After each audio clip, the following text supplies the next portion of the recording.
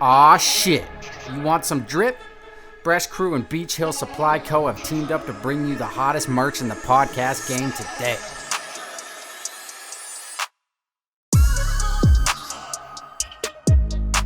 To pre-order, just send name, size, color, address, and money to breshcrewtv@gmail.com. Hoodies, $45. Crew necks, $40. T-shirts, $25. And no bitch-ass tax. Warning, the following is intended for mature audiences. If you are not mature or like crude humor, fuck off. Viewer discretion is advised. Sorry.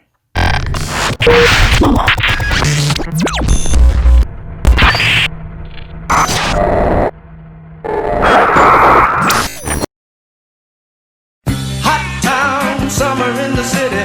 Back of my neck getting dirty and bitty. Up and down, isn't it a pity? Doesn't seem to be a shadow in the city. All around, people looking half dead, walking on the sidewalk, hotter than a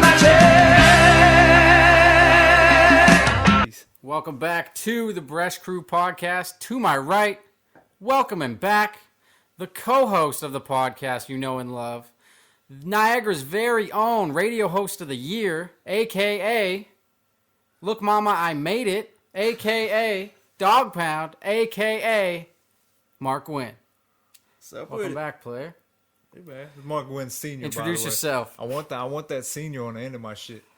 I want to be like all these pro athletes out here. We started putting it senior last and junior, the third, the fourth, the fifth, all that shit unnecessarily on their jerseys. I want that shit on mine too. It's Mark Wynn Senior. I am your other lovely co-host, Carlos Delgado, a.k.a. the Delanthropist, a.k.a. D. Grizzle. Dylan Graham. A.K. for Kook. A.K. the Gringo Mandingo. A.k.a. Dilly Bars. 2.0. A.K. Dilly Bars. What has been happening?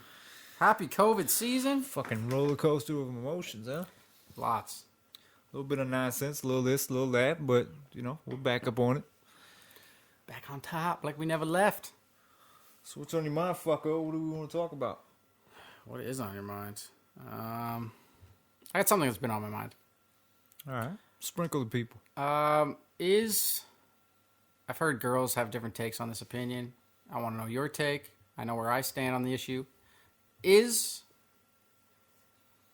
looking at girls on social media considered cheating?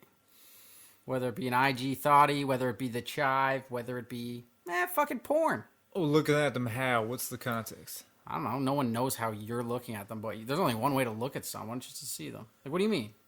I think it depends what's going on in your head. Is that a factor? Is that what you mean? Well, I think it depends on. Okay, we'll set porn aside because that's a different thing.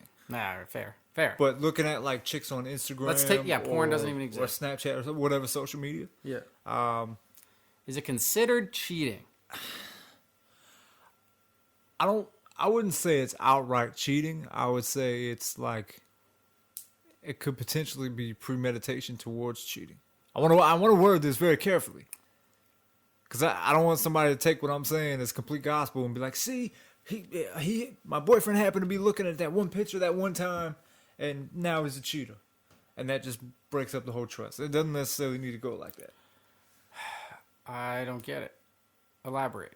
I'm saying, like, it depends. You could just be scrolling through a timeline or whatever, and you come across a picture of a chick in a bikini or whatever it is, and you just happen to be looking at it, and your girl catches you looking and goes, what the fuck is this, dickhead? Yeah. And you just kind of stuck what's one scenario? Wrong place at the wrong time.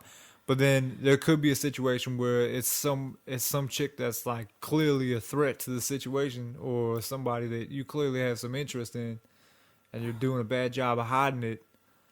But But what about it depends. It's all context. Keep talking. But what if a girl is watching a movie and Brad Pitt's in it and she just goes on about how hot she is? Isn't that the same thing? No, it's different. It's different because that goes more towards my take on porn than it does with real life situations, because in porn, it's just like no guy gives a fuck about any of the chicks in the porno that they're watching or getting the rocks off to. It's just a matter of, it's just a shooing away of a nuisance at that point. They could not give a fuck about the IG models either. They just think they're hot. They could. I just think the Instagram models would seem a little more tangible to the girlfriend than the porn stars would be. Like to date or to actually hook up with? Is Yeah. What you mean? Yeah. So They're technically more available. So the less followers she has, The more of a threat. the more of a threat she's going to be. In a Quite way. possible. Quite possible. And it could also be, it might not even be an Instagram model per se. It might just be somebody that's attractive and putting up pictures like that on Instagram and be somebody you know. Like it could be a friend or a classmate or somebody that lives nearby, somebody y'all grew up with, or one of her friends or one of your friends, or it could be anybody. So are you saying you're not allowed to ever admit if you find someone else attractive? No, I'm not saying that. I'm just saying don't pursue it. But looking at their picture isn't pursuing it. How is it pursuing it? You think If you're just- obsessed, that's different. Like if you constantly keep going and looking, that's a different issue. But You if think it- just just looking every at now the- and then? You think just looking at the pictures is obsessing? No, I'm saying if it was like that, I would understand it a little better. But if you just looked at it, how is it? I just want to know how it would be perceived as considered cheating. Like I You can't could- see the I issue. feel like you I don't could- see the other side. I feel like you could just be scrolling through and see a picture and be like, "Oh shit, she look good," and then just keep going and no harm done. Fair. She might look at you like, "The fuck, man? What? She looks good." Or she might be, she looks good. Move No, on. even if she wasn't there, maybe Because the girl, like, there's not so much of a double standard that the girl in the relationship can't be like, "Oh shit, he's cute," or see a picture of like some bohunk dude and be like, "Oh, hello," and the guy's like, "Oh, get the fuck out of here," and keep scrolling. yeah, Because that's what happens most of the time if you're not super insecure. yeah. I feel like that happens more than not. If you're so worried about your relationship that your significant other is looking at pictures of somebody else and you can't handle that, That's what I'm saying. it depends on context, but in most cases, you're being a little too paranoid. For sure.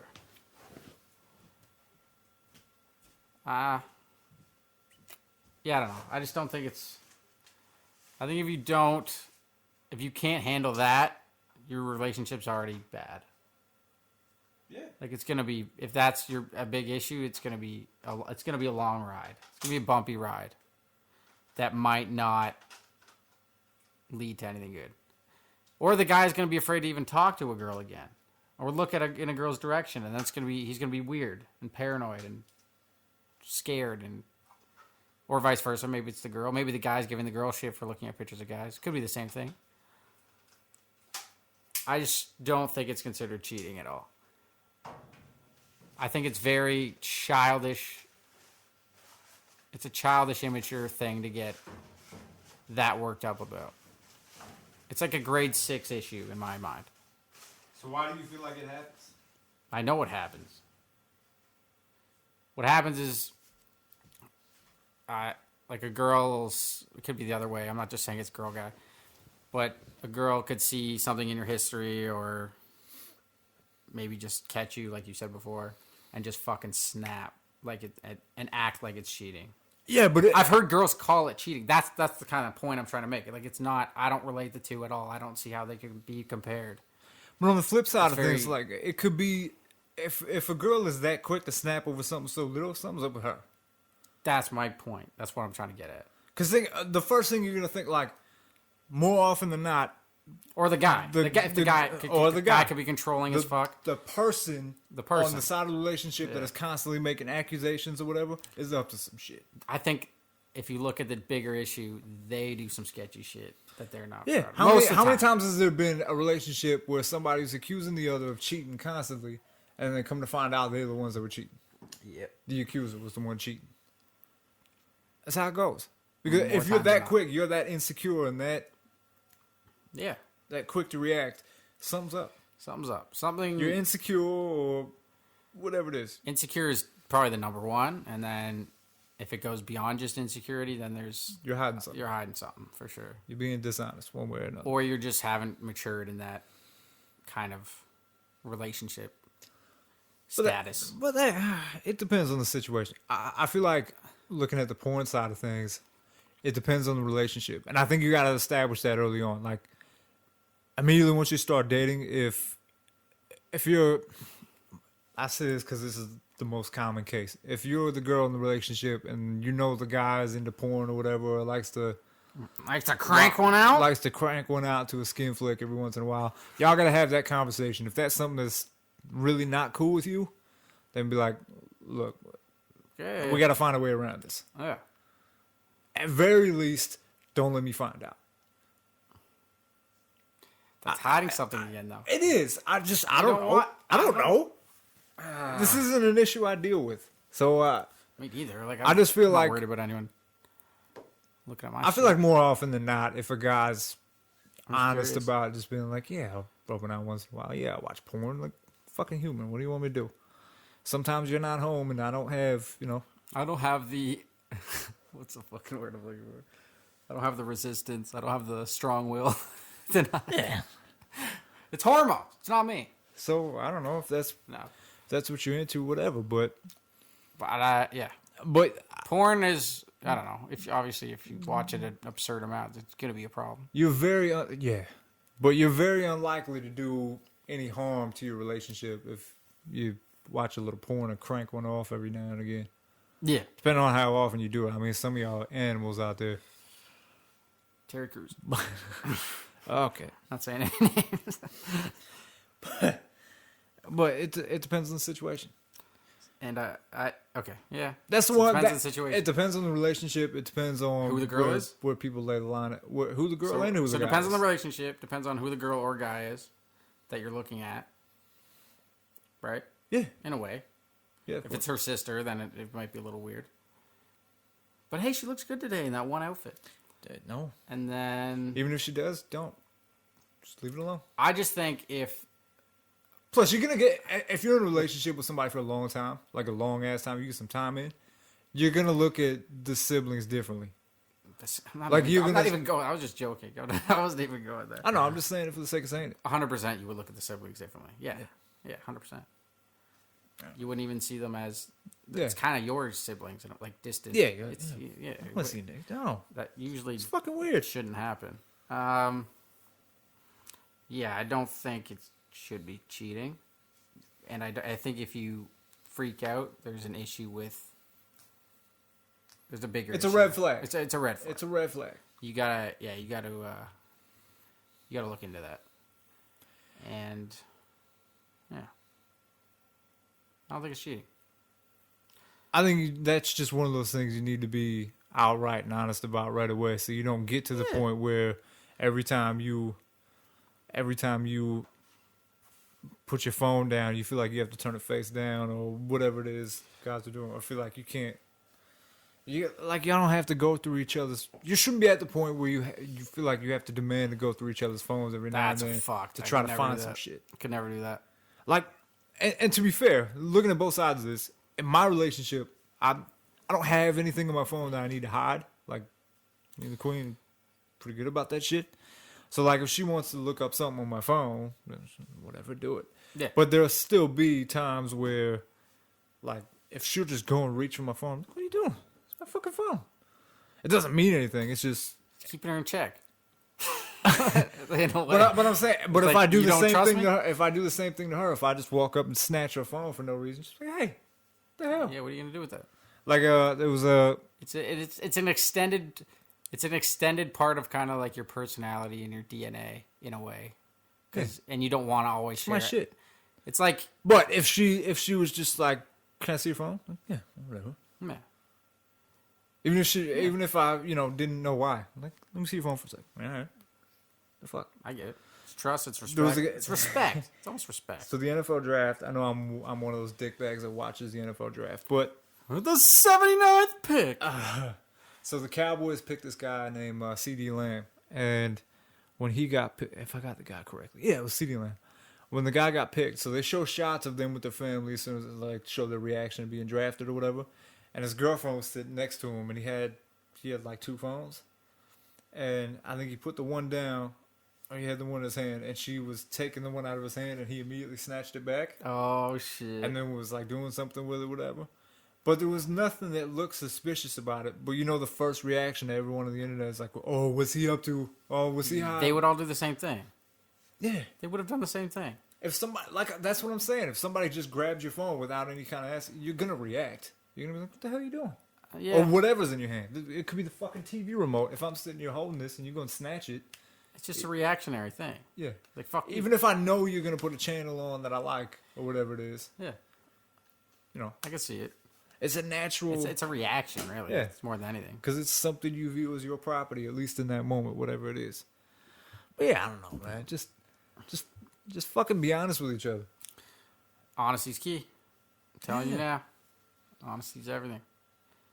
Speaking of looking at pictures, I watched a movie called 40 Days and 40 Nights when I was bored during this fucking quarantine. Okay. And it's about a guy who doesn't have any sexual contact of any kind for 40 days. 40 days. And I decided I was going to try it. 40 days is a long time. And I'm for on- somebody that's used to I'm consistent. on day 12 or 13 right now, I think.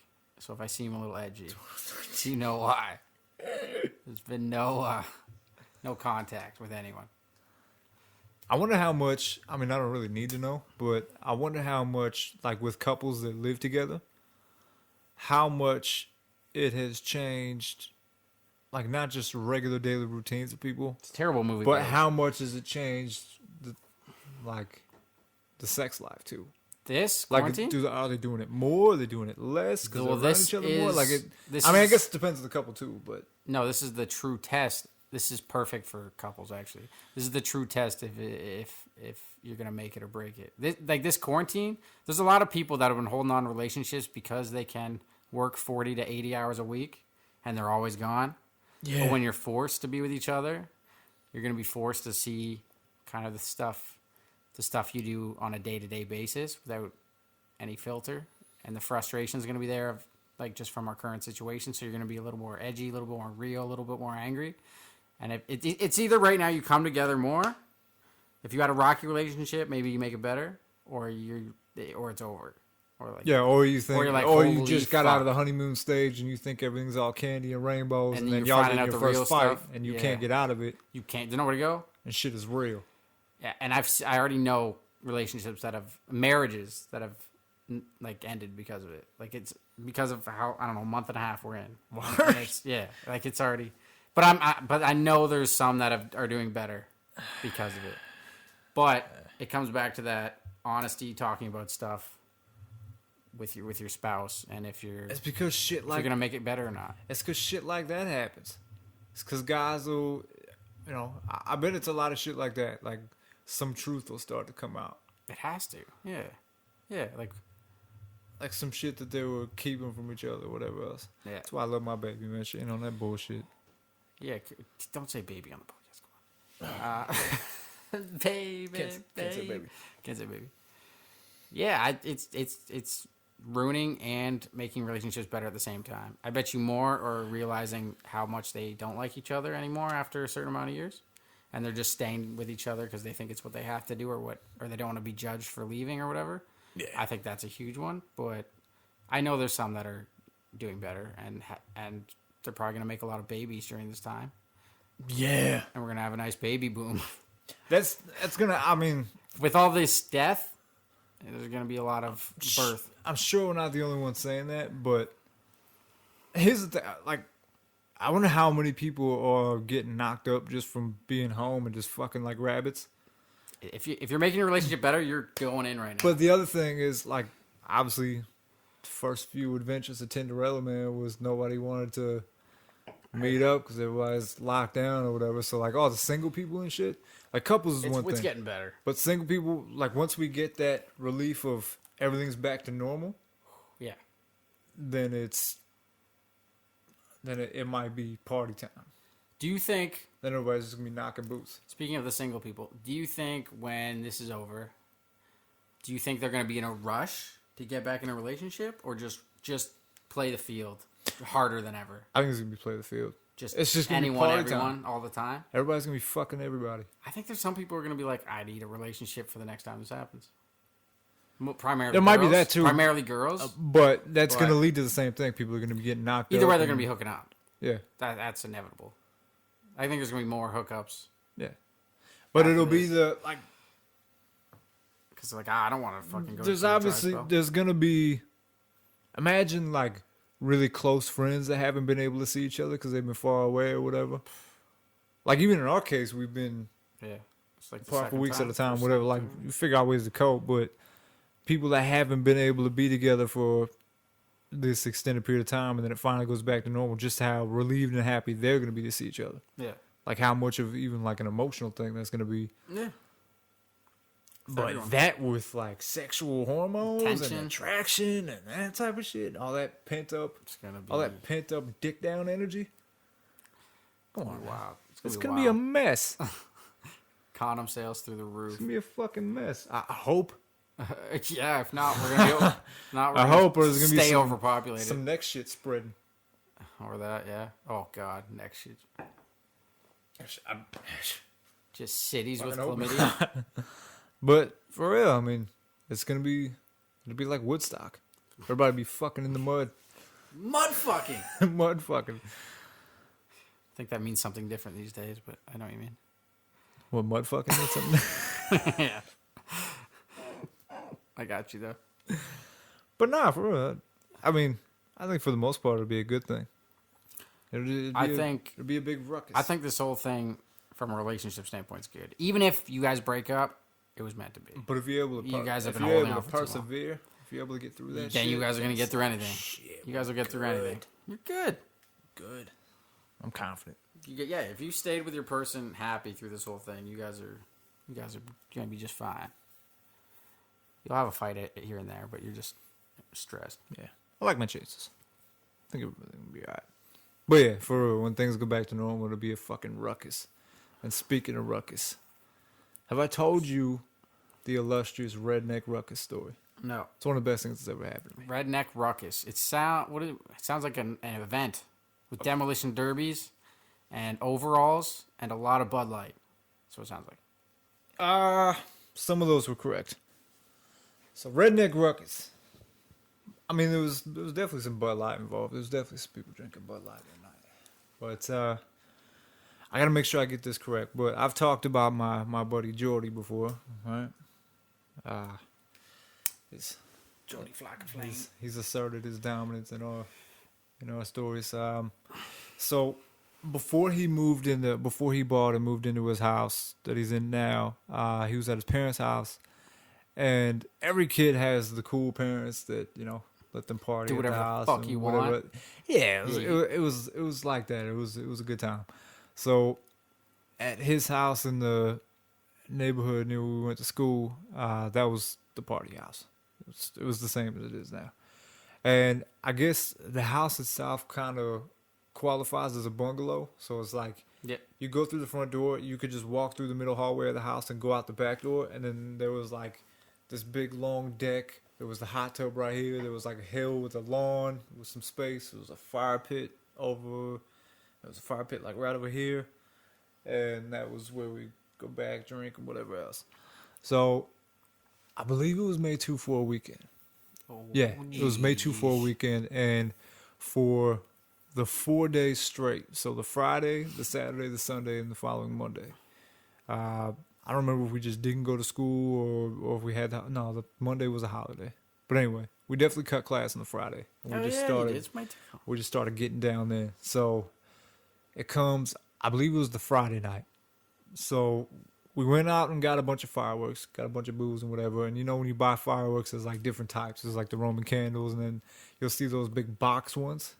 Yeah. It almost looks like a speaker box, but a little bit smaller. And there's like probably 20 little things in there. Yeah. We got this one called Redneck Ruckus. Oh, it was okay. Firework. Yeah. That was way off. So we're waiting all night to let that bad boy off. We got some Roman candles, had our Roman candle fights and whatever else in the lawn, and then eventually it comes time to light up Redneck Ruckus. There's some white people shit, right? Oh yeah, Roman candle fights. Most Caucasian. Does any other culture do Roman candle fights? This was insane. Some good old fashioned white boy fun. But so keep in mind we go up top. So So wait, y'all just light fireworks and shoot them on each other? Okay, cool. so Okay, my bad. so basically, it was a bunch of people. It had to have been like 50 fucking people in this backyard or whatever. More came, more left, and whatever. But most of the people were on the back deck. Some were playing beer pong. Some were in the hot tub. Some were scattered on the back of it. It was a good ass time. And then there was like 5 of us on the hill. And so keep in mind, we're on a slant. So the hill goes this way. We're facing each other going this way. So we're on like a diagonal thing. And we're trying to figure out how we can like set it up straight so it'll go off, and there's trees all over the place. So that big hill I was talking about before, it's like forest on that behind it. So if one thing goes wrong, it's a forest fire. Yeah, you're bad. You're screwed. So Look at California. one of the guys grabs this jagged ass log, thinking that was somehow gonna like counterbalance and make a flat surface, and it was gonna sit 90 degrees and shoot up. It made it even more crooked. These fucking dummies. Okay. They set the log down on the flat side on the bottom of the hill, and then it was like the jagged side up. So it was even more crooked than before. Yeah. And on top of that, it turns out the firework was already faulty as it was. Oh yeah, just by chance. So we go and light the side, and the wick's coming down or whatever. And we're all looking around, and then one of the guys says, "There's a hole in the side." Of the box? Yeah. Oh fuck. There's a hole in the side. And we're like, the fuck's that mean? I don't know. And then it just starts going off. So they're all supposed to go off in the air. Yeah. They're all scatter shots all over the yard. It's hitting Oh the my hot tub, God. going in the water all over around where everybody is. Did Everybody's everyone in a fucking panic? Was everyone aware at the party that you were doing it, or was it just like a little small group? No, we just took God. off and did Oh it. my Well, we were hoping to God. surprise people, and they were going to turn around. Oh yeah, you surprised them, all right. So Fucking surprised them. scatter shot, fireballs going all around the ping pong table. Everything's chicks screaming. Everybody It's to look freaking like a out. handicap convention. we're all like running away from it because as it was lighting, the box fell off the log. So it falls sideways. Shit starts blowing up all over the place. We're getting shot in the back, so we're running away and shit. Hey guys, we're gonna recreate the Boston Marathon scene here in a second. You guys will all be fucked. It was not good. So eventually it settles down, but a couple of them caught on fire. And there was like this big ass tree that was behind the fireplace, like 15 feet back from behind one of the guys was. And all of a sudden, one goes in there. We see it go in, and then it stops. And then all of a sudden, the flame starts picking up. We're like, oh fuck! So all I see is this one dude, Tyler, going a full sprint and do like a Pete Rose slide into the bush. And the flame out. What do you like, blow on? No, he just like slid in there, and it was like middle of the night, so you couldn't really see once he slid under the big ass tree, and then the flame went out, and then he came crawling out. Just a hero. Oh, guys, I got it. Just an unsung hero. Then we just Forest Ranger. went right back to partying. It was a good ass time. That's fun. That sounds like a great party. At the same time, I just remember this. There was one girl. I'm not gonna say any names here, but there was Let's one. just end her career right now. Let's just do it. Just live. No. I mean, I didn't do anything wrong in this situation, but there was one girl that came with her boyfriend, right? And hit on damn near every other guy that was there. Oh, geez. And definitely hooked up with at least 2 of them that night.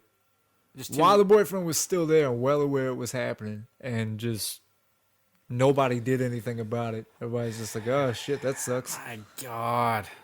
And then she's got the fucking nerve Does he just have like no to come out and balls or anything?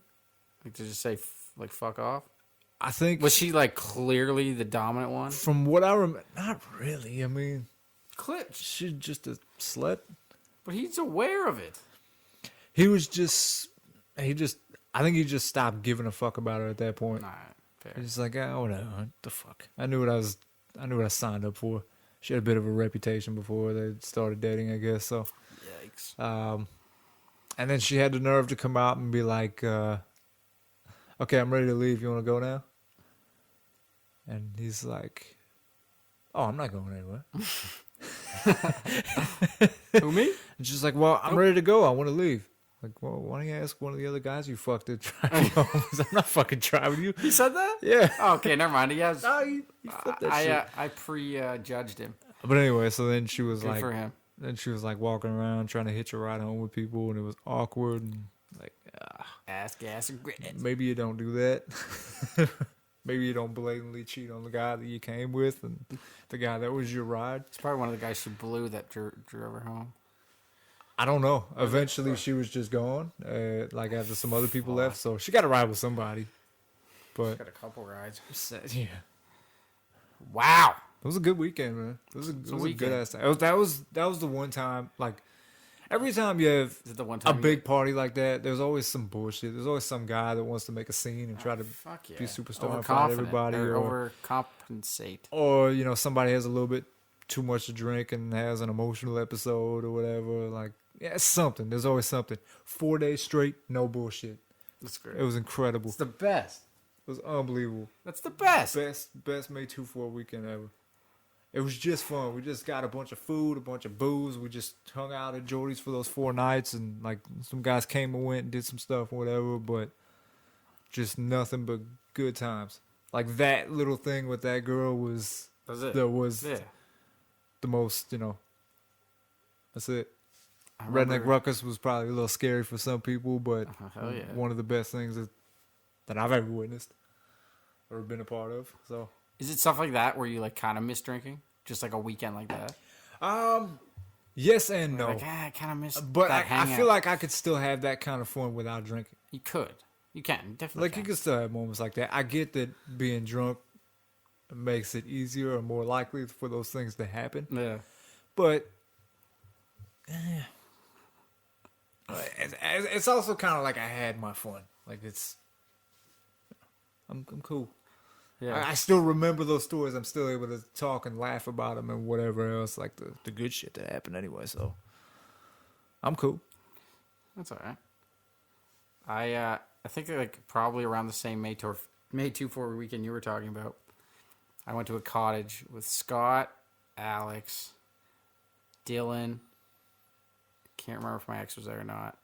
And then there was like 1 or 2 other people Jeff, I think was one. And we were outside. Like, this is how much fun we had doing nothing. We were outside at a fire, and Alex and Dylan were arguing for 3 hours about what the shape of a wolf was like. And then Dylan was like, they were just like full-fledged screaming at each other about what a wolf looks like. Like, it was the greatest thing ever. Like a dog, but bigger. And then that was like Alex's argument. And then they were talking about like the specific shape though, to how to know it's a wolf and not like something else. Yeah, there's differences. And then Dylan was like, wolves are pear shaped, like the ideal woman. and then Alex was like, he was just like, well, he just compared to a wolf to a pear shaped ideal woman. So this conversation's over. And it was fucking amazing. Like, it was so, I had it on my old phone recorded, and I wish I still had it. It was because halfway through, I'm like, this is the greatest thing I've ever witnessed, and just started recording. And they were just going off about nothing. Pear-shaped woman. I mean, I'm guessing an upright pear. I couldn't picture it. so like I don't know what he meant. I think you're probably thick.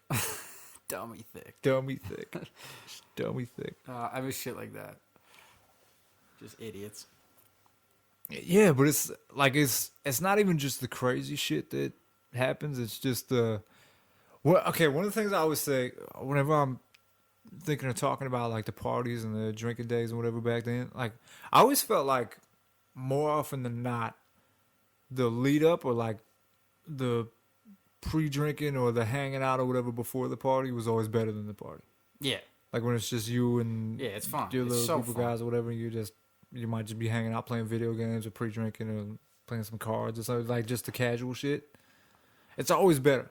Well, Almost always. Because what happens is a lot of guys will have this idea in their head of them getting some pussy or Like something. we're all gonna go fuck everybody. Oh, it's gonna be the greatest night ever. We're gonna see some pussy, guys. We're gonna see some fucking pussy, and then no one does, and they just become dicks. And they're all mad at each other. Mad. They don't want to have fun So with we're anyone. gonna get pussy. They don't want to hang out with anyone at that point. They just want to be alone.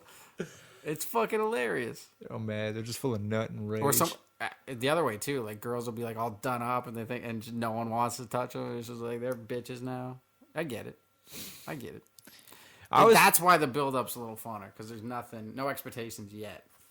See, but I feel like most often chicks are getting all dolled up and whatever, not actually for the sake of hoping they'll hook up with somebody. I think it's more they just like being hit on and shit. Of course. Like our goal, when guys in general, for the most part, is to go out and get a phone number, maybe hook up, maybe take a chick home and fuck her or whatever, like something. Yeah, just any contact. Catch a fucking blowjob, whatever. I just want a girl to look in my general direction once. Just once. And then I'm good. That was damn near suicide by words.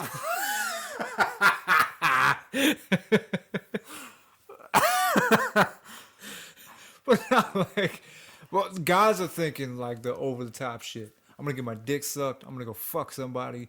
I'm locking something down. Hell yeah. I'm gonna suck some titties or whatever. But girls are just thinking, are like way more innocent than that. I think girls are like, oh, let me go out to the club and go dance with a cute guy. Maybe we'll talk for a little bit. They just want that flirt. Like at the most, they're gonna like make out with a guy and then be like, okay, see ya. They just want that attention, and then that's good enough. Yeah. Like it's so much more fucking innocent most of the time. Yeah, not always. Not like the girl you said before. There's some diabolical shit going on, but they're premeditating. It's just funny to think about. It's like that at parties too, but yeah, like 99% of the time, depends. Yeah, depends how much game you got, I guess. Yeah, 100%. I'm gonna quote Brandon. It'll probably twist you out. It just depends how sick you are. I'll twist her. Yeah, it depends on your game for sure. But even the still, guys will go in way too hard to try to get anything, and it's like, no, you can smell that desperation a mile away. What are you doing? So aggressive all the time. This guy hasn't stopped staring at me for 3.5 hours straight. Oh my god! But they won't ask outright. They'll just stare with their Bud Light. And then when they get shut down, everyone dibs on the one in the red. Dibs on red. Oh, what the fuck? You can call dibs. You talk to her. You can call dibs. She's mine. You asked her where she worked. Another thing that's a lot of fun is witnessing that shit when it's complete, like just when it's not you. Completely being on the outside and just seeing how shit plays out. Oh. Like when you see somebody run some game and it works, it's fucking awesome. Biblical. Like when you see them kick some shit and you see her go, oh shit, oh this is working.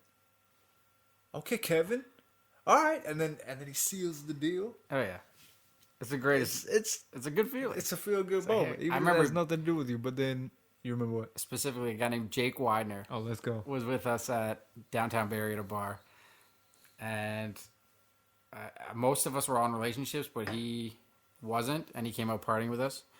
He's an unreal hockey player. Like he plays in like the Russian elite league or something, and like somewhere out in Europe. That's tight. And he came back for a summer, and he came out with us, and he basically, I forget if it was me and him talking just one-on-one, and I forget if he asked me what girl he should go ask to dance, or he said how hot this one girl is, this blonde girl, which she was hot.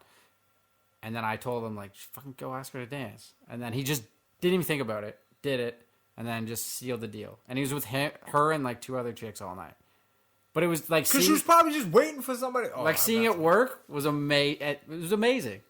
Okay. And I could see this, like when he asked, I don't know what he said, but I could see like, and then she said yes, and it was like I was just cheering from across the bar. It's this good. I was like, he fucking did it. He fucking did it. No, it's a good feeling. It's really dope. You feel like you get the assist. You're part of it. Yeah, it was Steve Nash, wingman. But I don't know what's like the level of satisfaction you get seeing one of your homeboys seal the deal, or the level of frustration you get when you do nothing but try to help them when it's a fucking layup and they just won't pull the trigger. And they just do whatever dumb shit. Okay, well, all right, yeah. So like the level of satisfaction you get from watching one of your homeboys seal the deal in comparison to the level of frustration you get when you're doing everything you fucking can to help that guy secure what's clearly a fucking layup. Like all he's got to do is go over there and just be a guy. Oh yeah. And he's got it. I've got an example of that story. Grab that net and catch that beautiful butterfly. Oh my god! Like it's just Oh my God. fuck, that's fucking ridiculous. So we're out the club one night, me and some guys, and we'll edit his name out, but for the sake of telling it, my buddy, he's notorious for this. He's fucking notorious for this, and that he'll have these, like, he's a good looking dude. He's got a job. He's got a good personality. He's a good shit.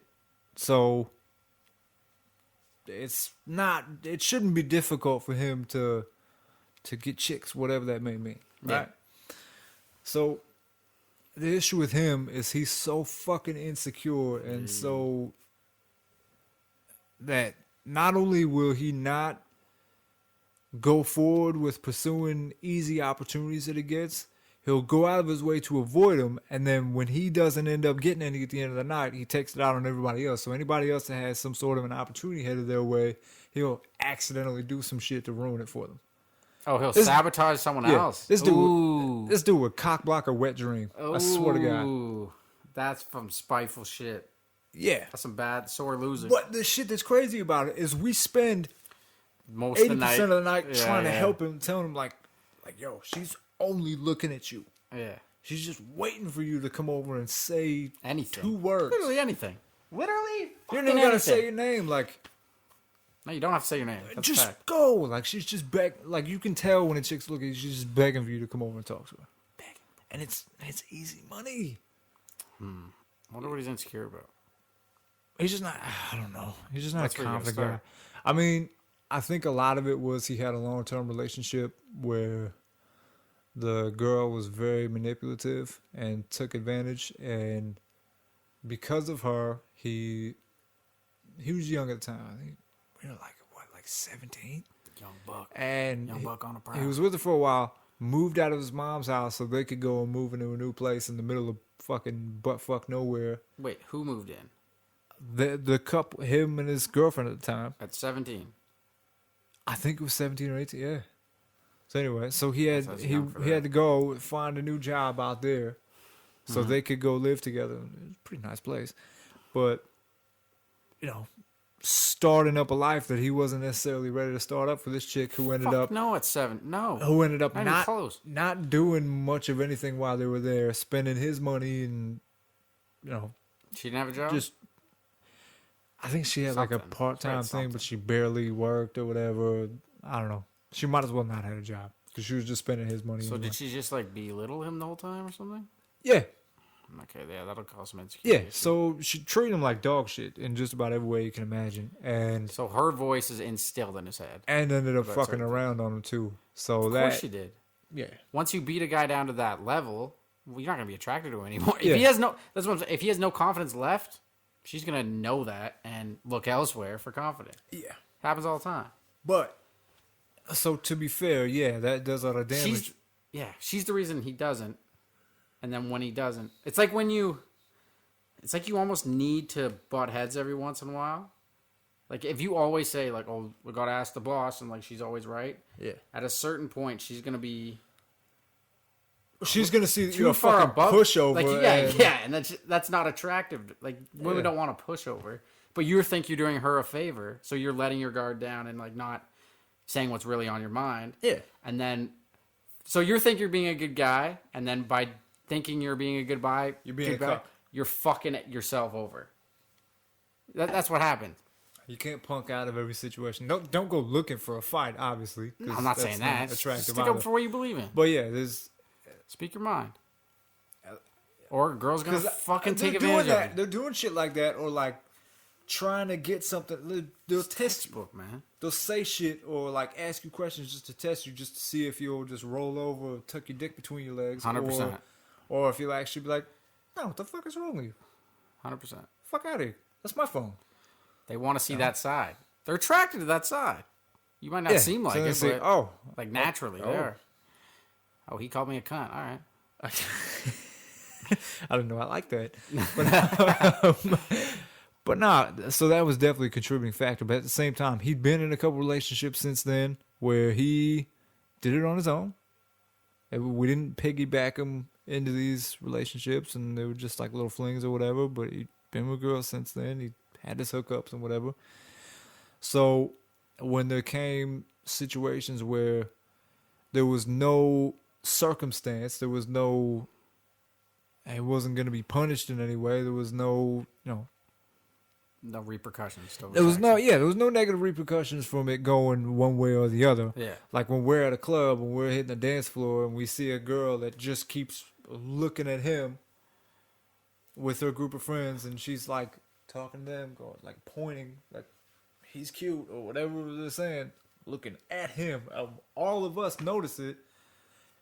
It literally got to a point one night where her and the rest of the girls were looking at us, like trying to show, like trying to signal that, like, Yeah. Oh, okay. Got you. so we're like, oh yeah, we got it.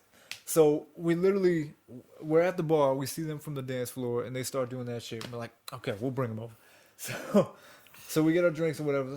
Let's go hit the dance floor. There's a group of cuties over there. So we just go gravitate towards them, like literally for the sole purpose of just meeting them up. Yeah, I got you. And he just starts doing all kind of stupid shit, pretending he doesn't see her Like or stupid, whatever. funny like, dances and shit. yeah, just dumb, awkward, corny shit. He's afraid of the rejection, man. There's no, oh my, it's literally the exact opposite of rejection. But he doesn't. She might as In well his be mind, throwing he doesn't herself. know that. He knew that. Or maybe he's afraid of the other. Maybe he's afraid of He succeeding. saw it. He Maybe he's saw afraid of her looking. succeeding and going through that relationship shit again, so he sabotages himself before it happens. Anyway, could be a thing. He kept doing that, and the girls looking over to us like, Who the fuck what is this do, guy? what do you want me to do? I'm trying. I don't know what to tell you. Yikes. Like this, it's Or not. did he find her attractive? Did you guys even ask him that? Or you just assumed? Maybe he didn't find her attractive. I don't know. I don't remember if he She said clearly anything found about him it more or not. attractive. No, because he put, like, we saw the group of girls earlier, and he he at least acknowledged it. I don't remember if he said specific girl was cute or whatever, but she was pretty. Like, Gotcha. she was cute as a button.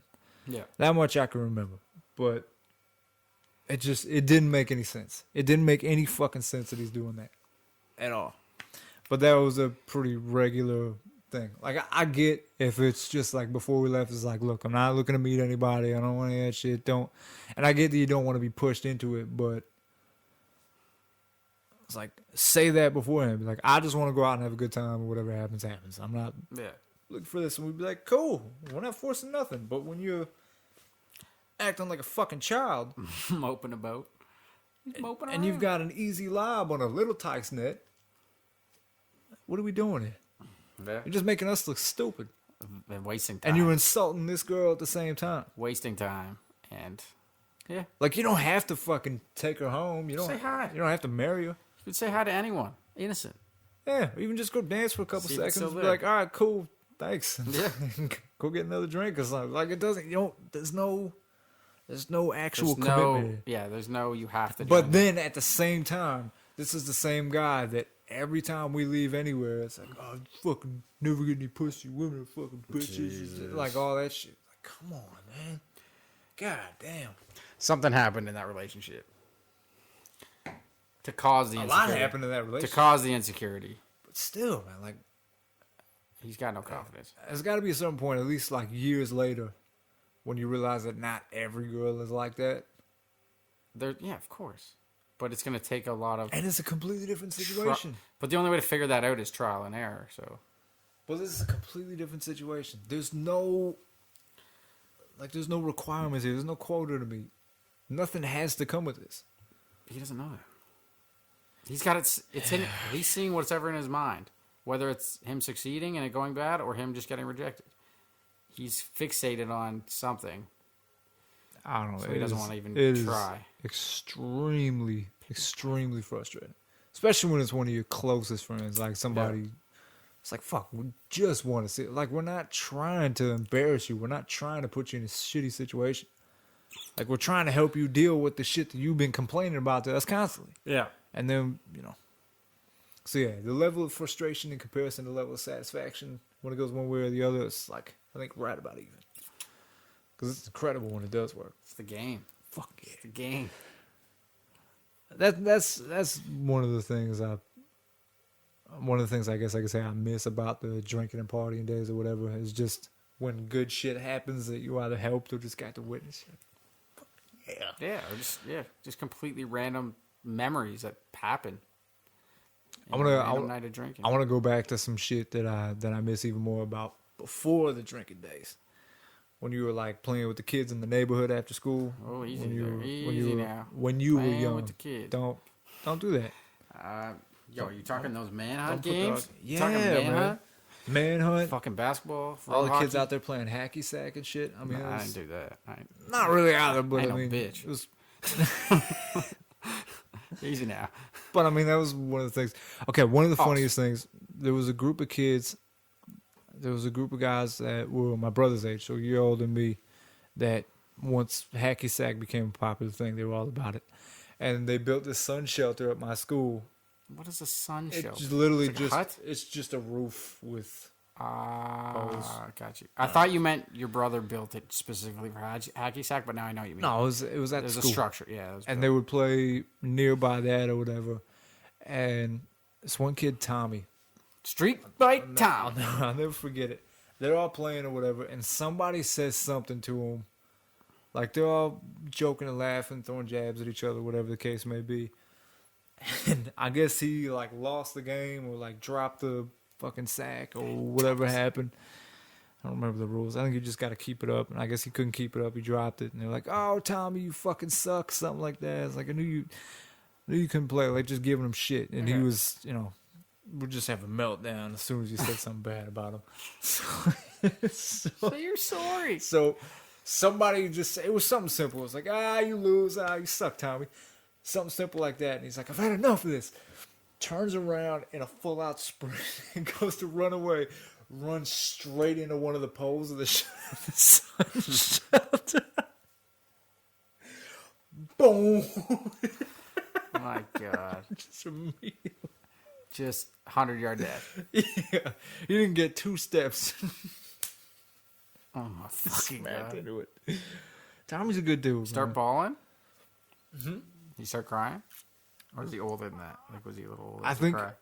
from what I remember, we're all like trying not to laugh, and then he just got up, looked, it was like red in the face, looked, Ran and again? then just got up and ran back away so he could like go cry Just ran somewhere on an else. angle? People couldn't see. He's so fucked up. And then we just busted out laughing. We're like, fuck, man, we didn't mean to. Make him do that. We had to go apologize. We didn't mean to upset you, Tommy. Come on, man.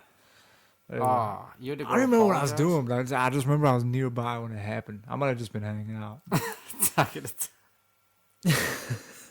When you said you had to go apologize, it reminded me of something.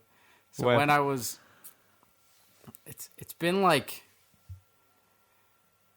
said, it's been rumored that I was like a big bully, like not like the bully, but like my friends. Shit disturber. I was a shit disturber for sure, but like my friends were more heartless than I was. I would say in our adolescence, so I would always hang out with the bullies, which isn't. I'm not saying I'm not like trying to say I was any better or anything, but I did like it's not like I stuck up for the kids they were picking on, but I was just kind of always there. And this one time, one of the kids' parents called my house. And I had to like go apologize because he was right down the street. So I was like, yeah, I'll go. I was like, yeah, I feel bad. I'll definitely go apologize. How awkward was that? It was so I went in his house, and he's got like 6 snakes in his bedroom, like real fucking snakes in this terrarium thing. And I was like trying to like figure out like stuff about his life, like something we have in common. Right? Like, I apologized. I'm like, sorry, I was being a fucking dick. Blah, Oh, blah, so you blah. just- And he's like, oh, man, it's cool. Like, he didn't give a shit. He just, like, wanted someone to hang out with, I think. Okay, all right. So I was like, yeah, okay, I get it. I hang out with you. I get it.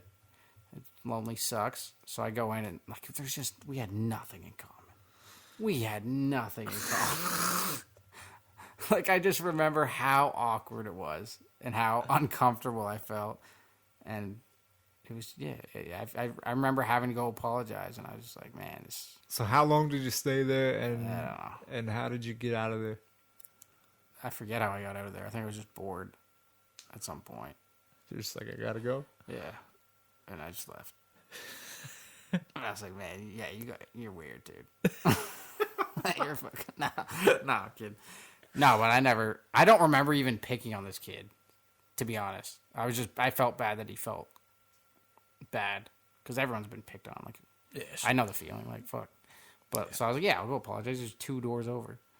But yeah, I just remember like I was like, yeah, I was gonna make this kid part of the group. Like, we'll hang out with him now, and I just nothing, like nothing in common. I'm like, sorry, bro. But then I'm not even friends with any of the kids I was friends with then. So maybe I was just the one that was, I don't know, pretending. I got another childhood story to share in a moment. Big ass titties. All right, so manhunt was another big part of childhood. That was a big one, man. We had a good ass setup. So, in I'll say one of the neighborhoods I grew up in. So by my mom's house, like maybe a 10-minute walk down the street, there was a bunch of kids from school. We all hung out on a pretty regular basis, and most evenings we would get together.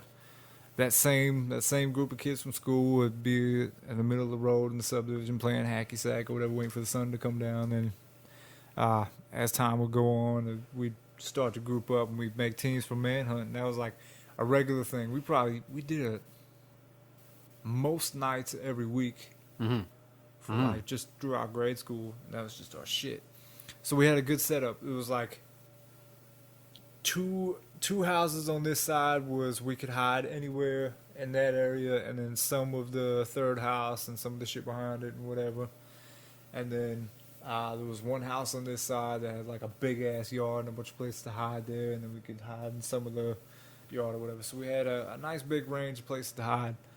And that was, I mean, manhunt was the shit, but it was also like an excuse for the guys to like try to get the girls on their team so they could go hide together and, try to get a kiss or whatever little situation. But the manhunt was just the shit. I can't even think of just one particular story, but there was always the one kid who we had to poke and prod at him just to get him out of the house because he just want to stay home and watch TV and they want to go out. And then when we did get him out, as soon as he lost the game, he's a sensitive kid, so it was like he just want to go home. He didn't want to stay out. It's like, come on, man, we just want to hang out. We need more people. So we're doing manhunt for a while. I assume you played manhunt. So much. 4 to 8 every night. Maybe 4 to 9 every night. You got anything you want to share? Anything particular? So much. We got the cops called on us like 6 times.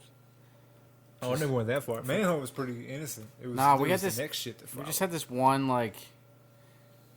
house in our area that they were just fucking dicks. Like anytime we tried to do anything, we were always playing outside, but they would always try and like stop our fun every time. Were they like an older couple? Or were they parents? Not really. Like they were just hated their own life, I think, and like took it out on us. And they had a baby like oddly late in life, so like we would like. So they were the couple. We were trying to play at 8 at night, and I guess the kid was trying to sleep, but like. The kid's probably sleeping. He's probably fine. Like you live in a neighborhood full of kids. What the fuck do you expect? The whole Don't be a Karen. It's the whole neighborhood's kids, and we would play every night, man. Like it was crazy. And then like there was this lumber yard behind the train tracks, and it was supposed to be off limits, but I was so bad at manhunt, I would just sneak in and just hide there. Yeah. And then one time, so embarrassing. This one time, so to get in, you could either go around or like just crawl under the fence. So I went around it, and I was hiding, and during the game of manhunt, and this guy comes. I'm like laying on the ground, like trying to look to see if anyone's coming to find me. And this bulldozer comes up behind me, like a guy in a bulldozer, and he starts screaming at us, like, "We called the cops! What are you guys doing in here? We called the cops! Get the hell off our property!" And I was so scared, because I'm a kid, and I'm like, "Cops are coming! I just trespassed! I'm dead! My whole life's over." So, but before I saw him, Like I heard something coming, so I tried to. I tried to crawl under the fence, but I was too fat because I was with 2 other people, and they both got away, and it was just me stuck in there with this guy in a bulldozer. It was literally like I was cornered. I was literally in a corner with nowhere to go, and just a guy in a bulldozer. It was like fighting the last boss in like a Mario game. Like I was just stuck by myself, and I'm like, the cops are coming, and he's just like, get the hell out of here. I was like, okay, and then I just like went home. I'm like, I don't want to play anymore. Oh, I thought you were gonna pull off some badass move and No, beat the game, whatever. So long, get Bowser. no, I wasn't that tough back then. You remember playing that game when you were Super Mario 64? I didn't play any Nintendo games. You didn't play any Nintendo games. Strictly PlayStation or Xbox. Okay, you'll find this funny anyway. So it's a pretty well known thing now. But when you beat Bowser, or when there was like one where you had to fight him on top of this big hill, this mountain or whatever, if I remember correctly. But the whole point was to grab his tail and do this little spin and throw his ass into some bombs or whatever. And every time Mario would throw Bowser, he'd say, "So long, gay Bowser," like the Italian, but it sounds So like long, he's saying, gay "So long, Bowser." gay Bowser." They probably threw that shit in. They knew what they were doing. Just like those little Disney. So many, kinda. yeah, Disney subtle. But nah, Manhunt, like we definitely pissed some people off, and it was like might have been a few scuffles here and there, like some little shit, but nothing too crazy. Oh, okay, I do remember one thing. You ever get hurt as a kid and you just hid it from everybody? Because like you thought you were gonna be fine, or you thought it was too bad to tell anyone. You're like, I don't know what to do. Yeah. So I cut my nuts real good on a fence one time playing Manhunt. Yeah. And I didn't want to tell anybody, so I was just like, it was one of the few things I hid from my mom that I shouldn't have. But Yeah, so, definitely. we're playing Manhunt, and somebody catches me, and I'm getting chased down, and I'm just haul-assing. There's this one fence that was probably like waist height, and it was around the time in grade school when we're doing track and field, and when you do high jump, you do the Fosbury flop. Like you jump and you just go off your back. But people started doing the scissor shit, and I figured like I figured it'd get good to me, or maybe I'd go a little higher if I did the scissor. So I jumped and kind of tried to do that, but I caught my joint off the like the corner part of the fence. Oh boy! And it, I cut my shit. I didn't realize it at the time. Like I felt a scratch, but I was like, I just gotta keep going. I don't want to get caught. So I got away and I got like into a spot where they didn't find me or whatever, and I checked my shit and it was like. It was cut pretty good. Oh no! So I somehow, by the fucking grace of God, it must not have been as bad as I thought it was at the time, because I didn't need stitches or anything like that. Yeah. It just bled a lot because it's your nuts, and whatever. But it was one of those like, oh fuck, oh fuck, oh fuck, oh fuck. I don't know. It just reminded me of that. That was like the one. Probably real bad or scary thing that happened during Manhunt. When shit got real was Corn Wars. Corn Wars. Corn Wars was the greatest and worst thing ever. Before you tell me about Corn Wars, have I told the Twisted Testicle story on here yet? I don't think you have on the pod. Okay, because you just reminded me with the not telling your parents when you think you hurt yourself, and it was a nut story. Right. So when I was like younger than, it was like, I don't know, grade 2, grade 3, maybe. For those of you who don't know, I have a really older brother.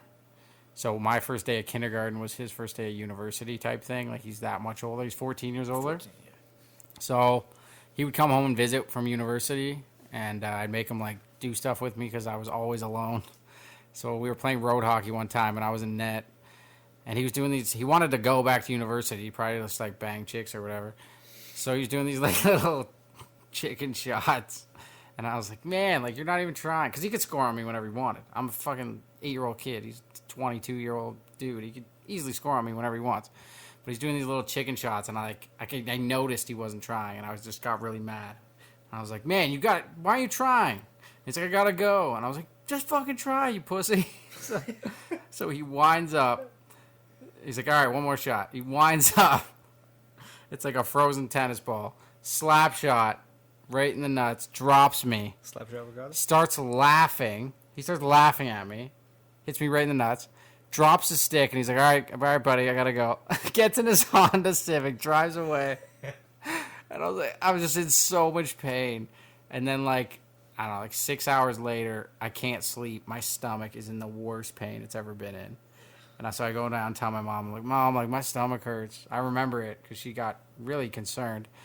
And then she drove me right to the hospital, and I had a twisted testicle. So he hit me so hard on the right nut that it wrapped around the left nut like 3 times. Yeah, testicular torsion is the medical term. And if I would have left it overnight and not said anything, I would have lost it. And it was frightening. Okay. You just reminded me of another one. And a lot of pain. And when they finally unraveled it, it was like this, and the other one was like normal size. And I had to walk like Uncle Jesse from Dukes of Hazzard for 2 weeks.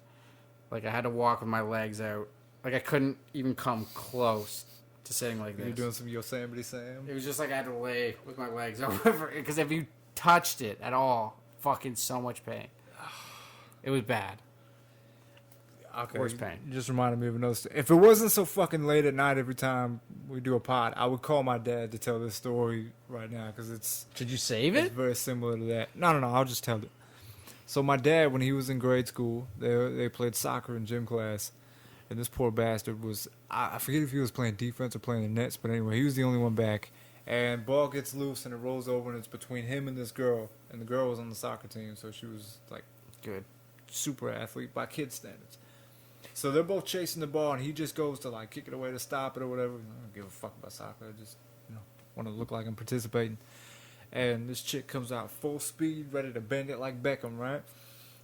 So he goes, and I guess he just stopped, or he like kicked the ball away or whatever.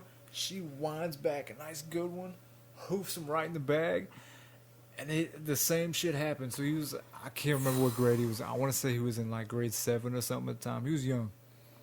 And so he's in the hospital. Testicular torsion, same thing. Fuck! And he's all fucked. He said his nut was like the size of a grapefruit. By So the time big. You wouldn't even believe it. Like, you Big don't nuts. you don't think it could possibly get even close to that They're the big. biggest nuts I've ever seen in my life.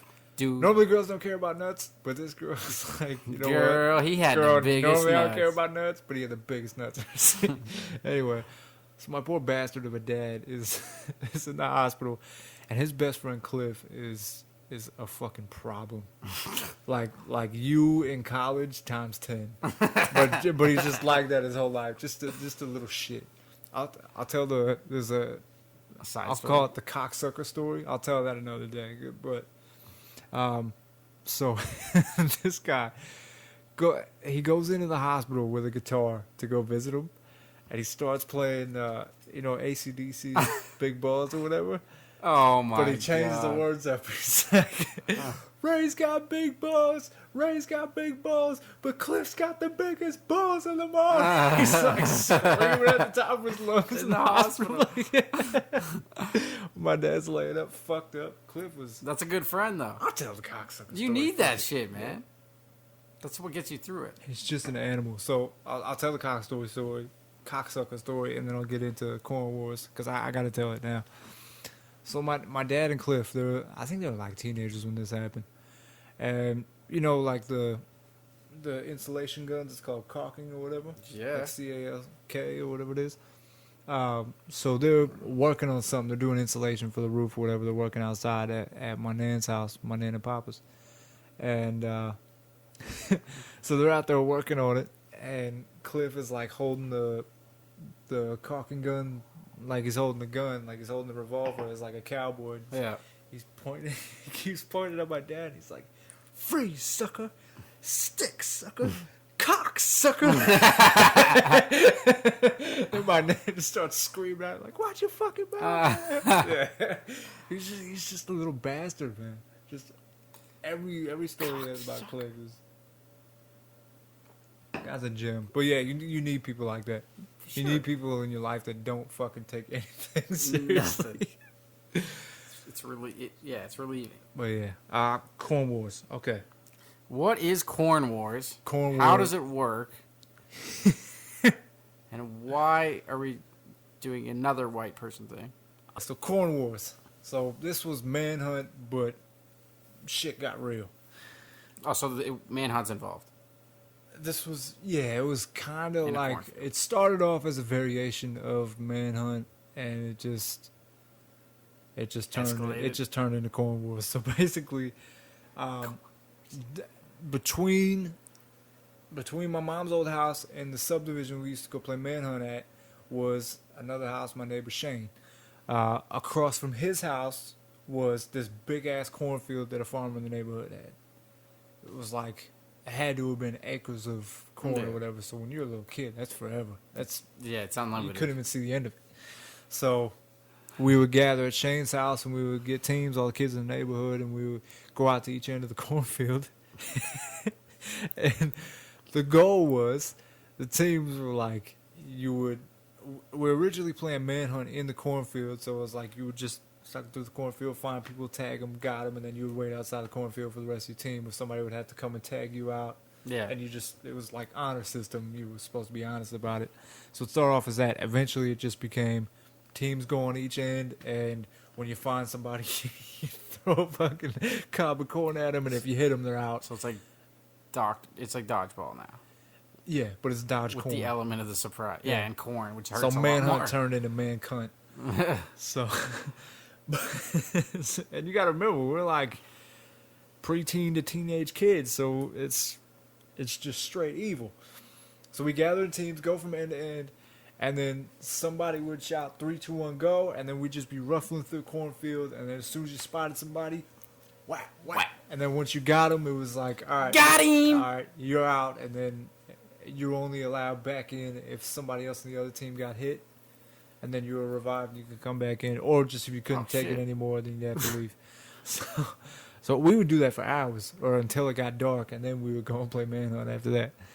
Once you guys But have that was enough our bruises. shit, man. I'll never forget. There's this one girl named Brooke, who was from like the next neighborhood over, but got a ride over, whatever it was, one night. Just for corn wars. Just for fucking corn wars. I don't think she knew that at the time. Yeah, I'll come play with you guys. And Fuck you. my one buddy Evan, who I haven't seen in forever. But so we're at opposite ends of the cornfield, and all I hear, and I'm on his team, and I just see him go. Everybody shuts out, ready, ready, ready. Everybody's good to go, and he just takes the cob corn, whew, lets it go. 3, 2, 1, go! And we saw the corn fly up like this. All of a sudden, it disappears in the sky, and then you hear.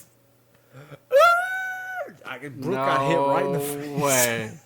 Before the game even started. Yeah. So she's crying, running out of the field, covering her face. Oh, Poor my girl. God. The one time she comes out to play. That's like with in the Call of boys. Duty when immediately Yeah, when used you to start a up knife right away. You and just- rust. And then you start. Yeah, you start. It was really like that. We just watched it disappear, and all of a sudden you Brooke hear got she's fucking screaming and 1v1 crying on or whatever. Rusted. And I think her ride came and picked her up right away. She didn't hang out with us after that. Oh my. Not for a while, anyway. Because her face looked fucking. She definitely didn't play bruised. cards again. Yeah. Yeah. You ruined her makeup tutorials that she was watching. The same kid from before who would have to like drag him out of the house just to come play with us, Steven. We Bruise would on her drag him out of the house for corn wars every time, and he hated it. And one time, Evan and I are on the same team again, course you and we hated come up on opposite ends. And all of a sudden, poor Steve pops up out of nowhere and he just sees me, just freezes. Just freezes. Two sides, comes to corn. That's what you want, Steve. Just looking at him, going to Kimbo. Evan comes up out of here, and he's looking at him the same way. Him and I look at each other. Look at Steve. We're gonna end this kid's life. Whew. First shot, right in the nuts, leans down, next one follows up, hits him right in the face. That's the perfect combo. And then Heinous he goes combo. running out, screaming or whatever, covered his face up, goes straight home, doesn't even even talk to us. We try to get him. We're Steve, like, come on, back." man, we didn't mean to. We try to get him from manhunt later on. He won't even leave the house. Won't even answer the door. His mom's like, he doesn't want to come childhood. out. I was like, come on, we're just playing manhunt. We're not. And she's No like, he more doesn't want to corn. come out. I was like, fuck. He actually hates you guys. That's a funny thing. But it was like that every night. Somebody got fucked up. I'll never forget. Hell My yeah. brother. So there was another cornfield that was behind my mom's old house. That it was like beyond our front lawn was this big field. Most of the time it was like soy or whatever the fuck they were growing. But one time they grew corn, and it was like another place for corn was. So I was like, let's go to our place this time. And so it was like a perfectly trimmed field. So it was like a 90-degree wall and a bend. So it was like you could hide behind and peek around the corner or whatever. You could have timed this shit better. My piece of shit, asshole, ignorant cunt of a brother takes out a whole fucking stock of corn and it's just like a baseball bat. And this kid John is just like Ness, just in that minding fucking stupid game. Yeah, and he's behind the corner peeking like this. No, somebody's going. He's just waiting. My And God. poor John is just coming up. Has no idea what's happening. It's just like kind of jogging around the corner, like Nonchalantly. looks in a couple spots, like 20 feet back, and he's like, "Okay, coast is clear." Peeks up, doesn't see anything. Finally gets to the corner. Alan just wants him. Wow! Gets him right in the face. This kid's lips swelled up. Break your teeth. His lips swelled up. He looked like a fucking Kardashian after Jesus the Christ, shit. bro. He said, "Oh fuck!" And he stops. He's holding his face for a second. Alan throws it back in the field, acts like nothing happened. These guys says, "Oh shit! What happened?" You know? Oh my God. John looks up. He's like, So, yo, what happened? What? So his lips all swollen, so he can't talk, and I think his tongue was swollen too. Like he Yeah. might have fucked up a tooth or two too. But he's like, At least "Oh, you move. fucked up my mouth." Swallow just fucking died. We literally stopped. We all ran up. We saw Alan, and we just stopped, and we're like, "What's he doing?" Like everybody else playing the game was just stopping. We realized John's the only one left or whatever, and we just watched it happen. Like I'm right here, Alan's right here, John's coming up the corner right here, so I got to see it. Oh, Jesus Christ. Just fucking Mike Trout. Cole was a something else, but people got fucked up. Speaking of, have you ever seen Mike Trout hit a golf ball? Yeah, it's ridiculous. It is ridiculous. Those obliques. I don't think he could keep it over the fence if he tried. No, on like a driving range. Yeah.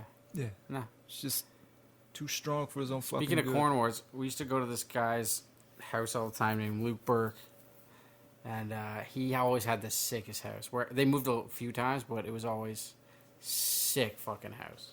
Like pool, hot tub, big, fucking amazing. And the kicker was his parents were divorced, so his dad didn't live there, and his mom was always gone, like always working. Nice. Always doing something. So it's just, he had 3 older brothers. And then it was him, me, and then sometimes other kids. And then so one. you guys were a problem. So, but when his mom started like dating, she was with this other guy, and he had like 3 other kids. So, dude, and they were like all our age or just a little bit younger. So, and we knew the one because he went to school with us, and then we kind of took in his brother and sister because I basically like, lived at these guys' houses. So it was just a house full of kids, bored, in the country, like just bored. So we would watch like CKY videos and shit, and we'd always get stupid ideas to do stuff. And one time we played, we had an idea to play dodgeball with hard balls, like soccer balls and basketballs, in the dark, in the basement, with like beautiful TVs in the corner, mirrors, everything.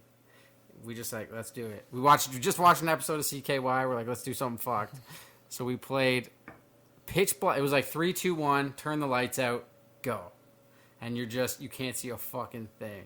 So it's just your instincts of what you hear, and all you hear is like just balls everywhere. Shit like, whoosh, and then people just crying immediately. Like if you get tagged, you get tagged, and it was the scariest thing I've ever played. Wait, what were you guys throwing?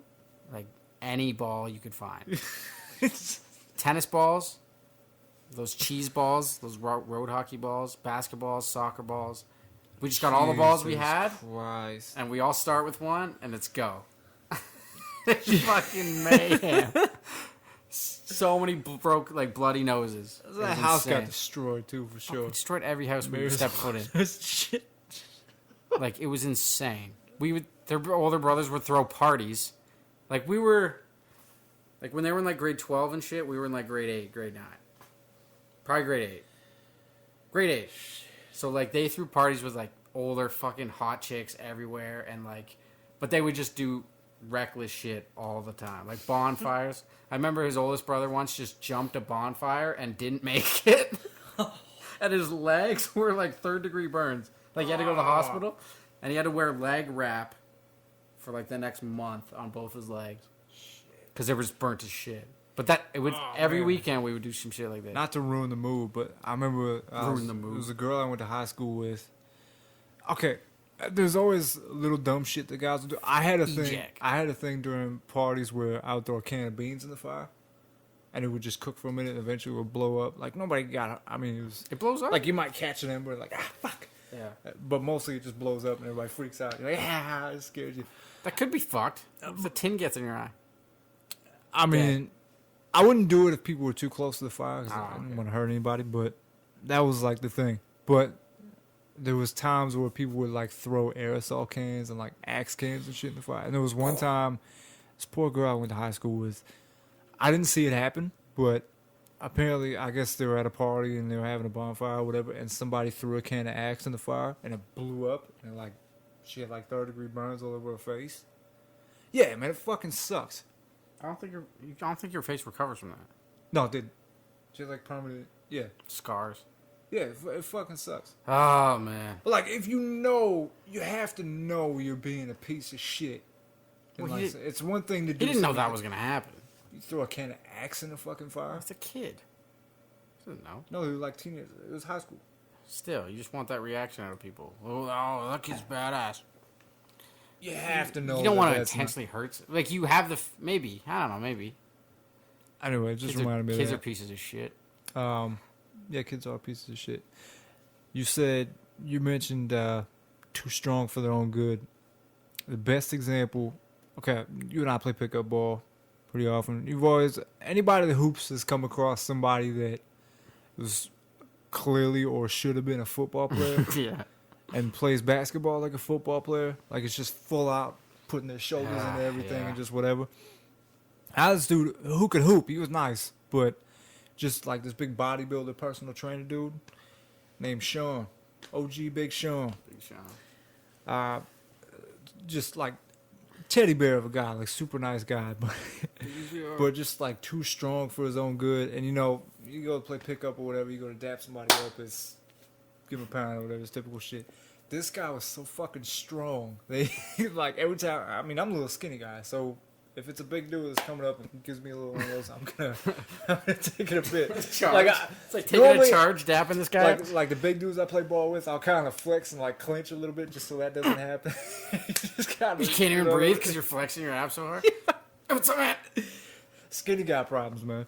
But anyway, OG Big Sean comes in. It was this big $1 million smile. Everybody's like, "Oh shit, what up, Sean?" or whatever. And I mean, anybody, I'm gonna come up. I'm looking for the pound, right? So I come up. This happened every time. It was like, catch the hand. He's got the Adrian Peterson grips.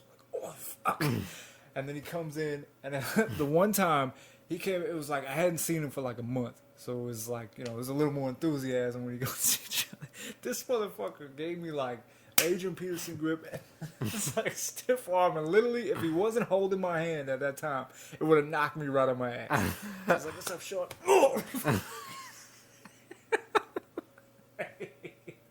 He literally like grabbed my shoulder and manhandled me just to finish the fucking. Just to dap you up, you gotta like, tear God a damn, like Sean, tears why are the you still rotator coming to the cuff. gym, man? You're done. You've won. You beat the game. You fuck around and kill me. You're done. If there's anybody that could throw Bowser off the fucking hill. You Is won that the dude. game of working out. But It's like- over. There's nowhere to go. But the nicest dude in the fucking world. I haven't seen him in a minute. I miss Sean, but yeah, just reminded me of that. And playing ball with guys that are clearly football players or even hockey players, like Lacrosse players Not are as- fucked yeah, on defense. they're just hacking the shit out of you. They'll pick you up on full court. Full court, they'll pick you up every play. It doesn't make any sense. And they won't give you a fucking millimeter of space. They're the worst. Yeah, and it's not like good lockdown Scottie Pippen full court defense. It's hacking the shit out of you. Yeah. You're getting a shoulder in the Oh, mouth. yeah. And you catching an elbow. Oh, fuck, my bad, man. There was this guy named Jack that played on the Orangeville team against us. And he would straight up like punch you in the face every other play and not give a fuck. He came from a family of like farmer boys and they didn't give a shit. Playing Pelican Bay basketball. Oh my god. Just the dirtiest bunch of players ever. Just looking But for nice a fucking guys. fight. But fuck, they're animals. I think when you're a football player, when you're one of them big ass dudes, you have this. But it works for them because they just come into the paint full out, shoulder down, just dribbling shit out of the ball. Nobody would. They weigh 240. Zion's gonna be doing it for the next 10 years. Yeah, assuming he stays healthy. But just with their monster massive. charge strength, they're able to fucking John in. Malkovich. And as long as they're able to soften up enough to like control their strength to like have some nice touch around the glass, they're gonna get buckets. It's an unstoppable move that nobody else can copy. Yeah, it's called mass is bigger than your mass. Yeah. And I can do anything I want to you. Let's talk about unstoppable moves. Tell me about the rabbits, George. Unstoppable moves that nobody can copy. The Hook one that always comes to mind is a Kareem Skyhook. Hook shot. Can't stop it. But Especially if you're that tall. here's the shit that's stupid. Even if you're not that tall, like Yeah, you can still get it. I'm 5'10", so more often than not, the guys I'm playing with, everybody's taller. Yeah, you can Unless still you get get it. like the one little squeaky guy or whatever, but I can have a 6'4", 6'5" guy guard me, Just pop it up over. and if you're able to do it straight up like Kareem and pop that shit up, he's not blocking it. Well, because By the time you've got it up and it's up, it's too late for him to come and contest it. it's not even that. It's the space you create. My arm's here. Yeah. You're fucking. I can hold you here if I want. Like no one's gonna call that. That's like a few feet away, and I just have to put it higher than you're able to reach. Yeah. From here. But the shit that's crazy it. is like You can't stop it. Nobody's been able to copy it. No one Like the same tries way it. that Kareem did it. It's such a simple move to look at it, but then once you're practicing it, you're like, "Fuck, this is okay. I got to release." You can get it down. But guys will But just yeah, do it's this unstoppable. little like baby skyhook. They or do it from whatever. here, like this is their normal shot. But like bring Yeah. it here, and it's Or like they'll a just do, one-handed like the little shot. bucket shit and just hope it Yeah, hope it well, goes. that's not but, gonna work. but it's not clean. Like it's an unstoppable shot, and yet nobody's able to copy. Before, oddly enough, before LeBron came to the Lakers, I saw Kuzma start to do it a lot. He would just go to it, and I don't know why, but it worked. But then he stopped it. But all of even a sudden. his isn't like the textbook forms. No, but it worked. Yeah. It worked. He got it off, and no one really expects it because the ball's right here, and your back, like your shoulders to the basket.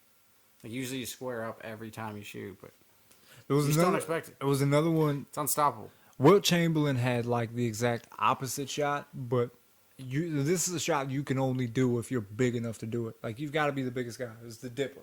The big So he would dipper. do. It was the opposite of skyhook in that he wasn't using the space. He was just using his size and his ability. He was already over everybody and would like cup and bring the ball backwards and do like not quite a finger roll because he just laid out flat, but it worked. He would just place it in that area and it would just fall in.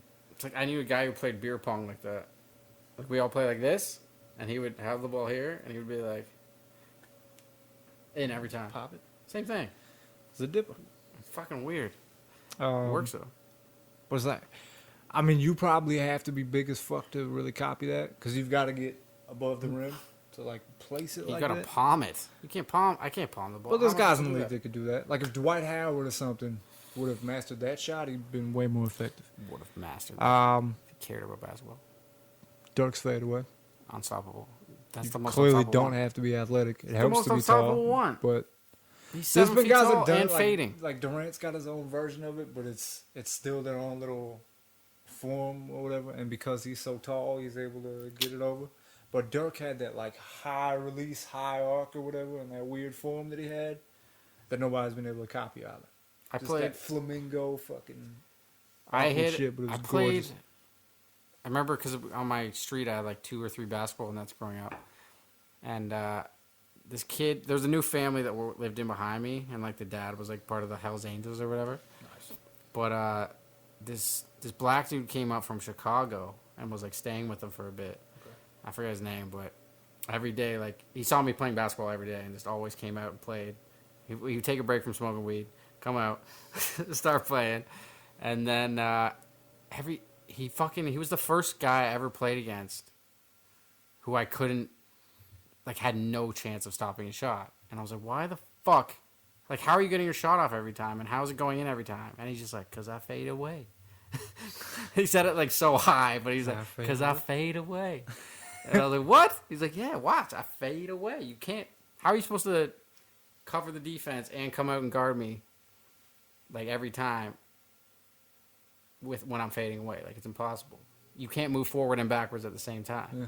And I was like, well, that's a good fucking point. So that I think after Jordan that, I started was to fade able to away. do it so much, and Kobe and Kawhi's doing it now. Like guys are. You can't. I mean, Physics. nobody did it It's like just Jordan, physics. but- Like you can't do both at the same time. And once if you're tall enough and if you shoot it high enough, it's literally unguardable. Yeah, and it's You still, can get it off whenever you want. Yeah, Unless you're doubled from like. and it behind looks someone. so good when it's done right. It's It looks beautiful. so fucking good. Speaking of looking good when it's done right, Gervin's finger roll. Gervin. Like that's another. Iceman. That's one of the ones that guys have been able to do. Like I still finger roll and shit. You see Curry with his high arcing layups and shit, but it's not the same. It's still more of a pop up. Gervin was like would come up from the baseline, duck between two people, and then just do this little short. Like even when he didn't need to do it, he could just come up and dunk. He'd be right here and could just dunk it.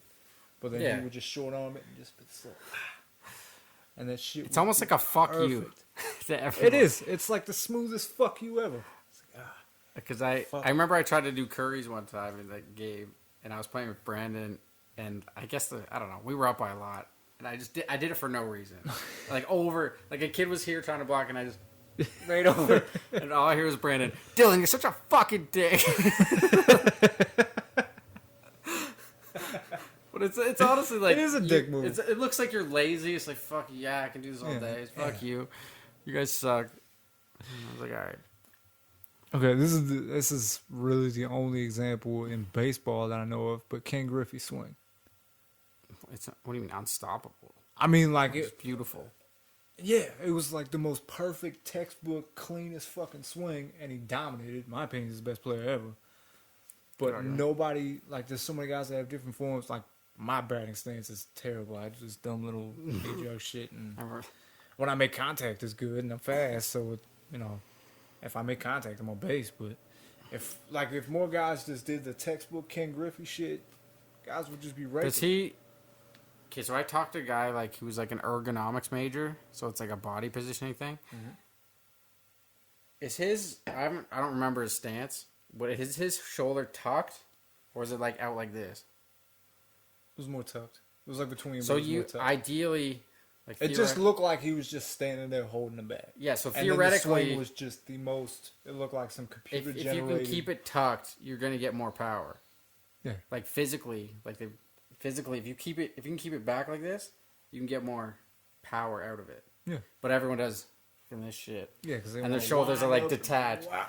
Yeah, but like physically, you should keep it tucked back. Yeah. It engages more I muscles. don't know. That's the only baseball example I can think of. Unstoppable moves. It's not really a move. It's just a style. I don't know if this is unstoppable, and there's been a lot of players try to copy it and have not been successful. Yeah, it's And there's going to be a lot more because of the way basketball is going. But Harden's travel. everyone tries that now. And one. He's the only guy I've ever seen take extra steps Every more play. often than not. Yeah, it's a lot. Not only get away with the extra steps, but be rewarded with a ticky-tack foul afterwards. So guys in pickup games are trying to do that shit all the time. We're like, It's a travel. travel. What are you doing? It's a travel. Like, no, It's a travel. I swear to- It's a travel. Saying you can't argue. You can't argue with a black dude on a travel. It's impossible. It's like, I swear to God I didn't travel. I swear to God I didn't travel. It's travel. It's a travel. It's travel. How's the travel? It's travel. How's the travel? But How's the travel? I How's established the travel? pivot. Put it. It's a travel. It's a travel. Argue with black people. They stay on one. It's the best. It's the best thing you ever witnessed. They'll stay on one point, and they'll do it with such fucking conviction that you start to believe it yourself, whether you're right or wrong. What or about whether- scars? But what about scars? Yeah, go watch the Ibaka scarf video with OG Anunoby. Oh, she has the most composure And it's I've ever seen. it's exactly what I'm talking about. You put me on OG? You can't argue with a black dude. It's impossible. It's one word, and they beat it till you believe it, or until you're like, all right, whatever. The one thing you don't care. The Anymore. one thing that's going to happen in any close pickup game, no matter what the race, when it comes down to a point game and God forbid shit is close, and one. the petty, everybody's calling fouls, everybody's calling check balls, Yeah. out of bounds off you. Whoever's at game point, Well, yeah, that's you're everything. not getting that point. You're not getting that point unless you just barbecue somebody and there's no possible way they can call a violation. Because if they think you traveled, you traveled. If they think you stepped out of bounds, you stepped out of bounds. fouled. All of a sudden, they're going to start calling backcourt violations for 3 Yes. seconds in the paint. They're That's the a key, charge. bro. That's a charge. That's Yeah, a game You point. put your shoulder down. Game you put your point's shoulder bullshit. down. You put your shoulder down. You put your shoulder down. It gets so petty in the pickup game. It's so petty. You gotta just you gotta know you're gonna YMCA barbecue. fucking pickup. And then is you're the not getting worst. back on the court until afterwards. The other petty shit I love is when the one dude that's like kind of nice on the team that lost, no matter how good or trash they are, they'll see another team that's like next up to go. It's like, yo, pick me up. yeah. That every It's time. like, yo, what the fuck? Every time. Even if it's, especially if it's like a lineup of guys waiting to play, you know, you're not getting back on the court. He's like, yo, pick me up. Yo, I got next. But there's always Like, you just lost. Nah, I called it. I got next. But there's I always picked them up. But there's always 3 other guys who are like, yeah, we actually need him. Like we need him. And they'll try to kick one off. Who's waiting? Like, yo, you got next. What do you mean? I picked y'all up. Yeah, we're playing with Jordan though. He's really good. He's really good. It goes like that. The petty in on a basketball court is amazing. It's second to none.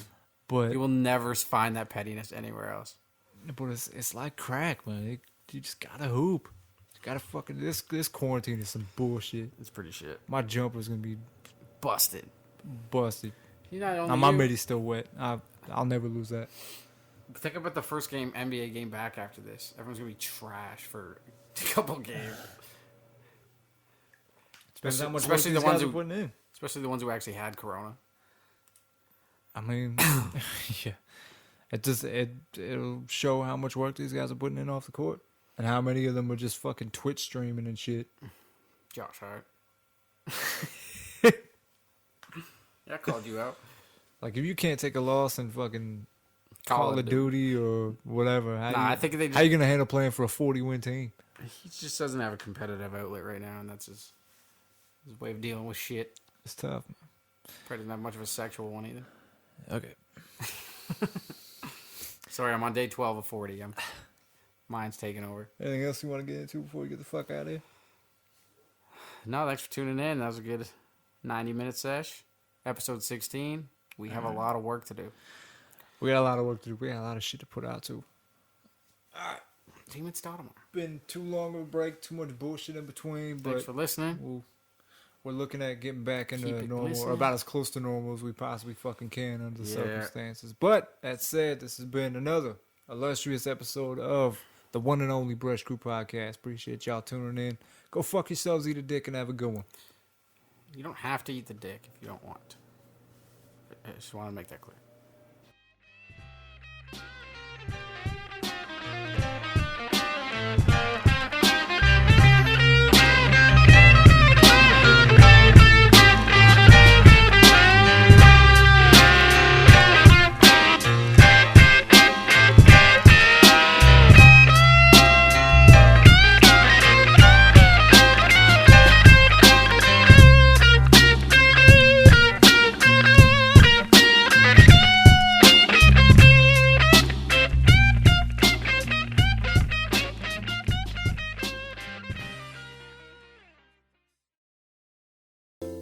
Thanks for watching.